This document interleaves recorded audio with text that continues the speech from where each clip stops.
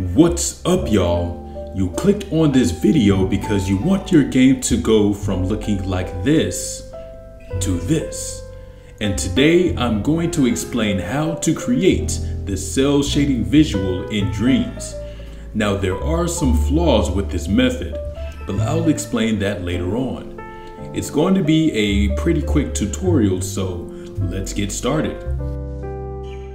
Alright man, the first thing you want to do is get out any puppet or character you want, as well as the sun and sky gadget. Open up the sun and sky gadget and set the sun brightness to 100 and the sun size to 45. Now choose the color you want your sun to be. This is important if you want to have the lighting be a certain color in your scene. For this, I'm going with pure white. If you don't want your sun visible, turn off visibility and then go ahead and turn off cast shadows. Now on to the next page. Set the sky brightness to 7.5%, sky intensity to 200%, horizon definition and fleck shade randomness to 0%, and the fog range to max. Moving on, get out the grade and effects gadget and open it. On the first page, set the brightness to -125%, contrast to -5%, and saturation to 100%. For the next page, you can customize these however you'd like. I only recommend that you don't make the colors too dark. I'll explain that a bit later. On the following page, set the vignette strength to 0, bloom to 2%, and lens flare to 0. The rest you can adjust as you see fit. For the final page, set posterize to 51%.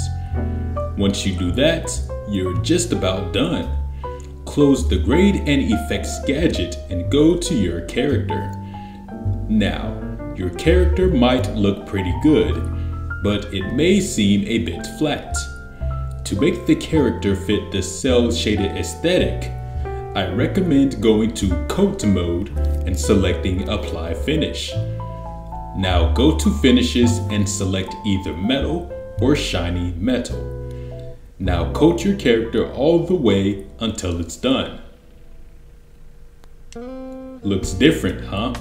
Yeah, I know. The reason I said choose either metal or shiny metal is because some characters look better with the shiny finish while others don't. It's all about experimenting. While everything looks fine now, there are cons to cell shading. First off, some colors don't appear well.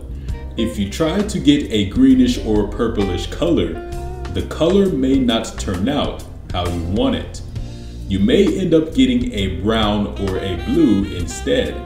You also won't be able to make the sky color too dark. If you want the sky to be a dark purple, you can't forget it. The colors that will appear if you make the sky too dark will either be red, green, or blue. Why?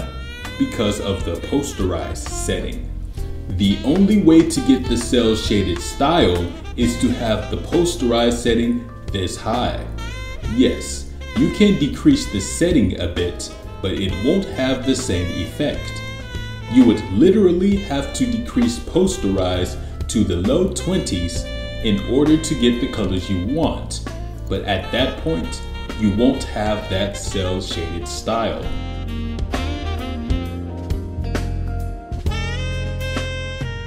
I do hope one day someone will be able to make cell shading properly in Dreams without all these issues. Until then, I hope you guys find this tutorial helpful and maybe even improve upon it. Thanks for all the support on these videos, and I'll see you guys next time.